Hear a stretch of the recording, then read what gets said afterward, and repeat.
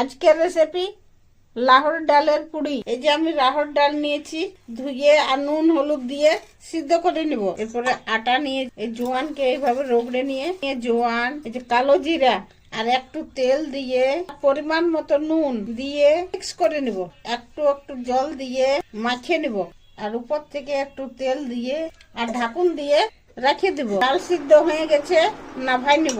তেল গরম করে জিরা, শুকনো লঙ্কা, একটু হিং, এরপর এগুলো সব কুচি করে রসুন, আদা, পেঁয়াজ, কাঁচা লঙ্কা ভাজে নিব।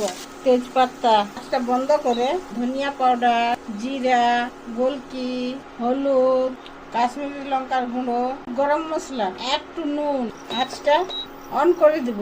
মশলাগুলাকে মিক্স করে নিয়ে একটা টমাটর দিয়ে মশলার সঙ্গে টমাটরকে ভাজে নিব। মরিচ গুঁড়ো দিয়ে মিক্স করে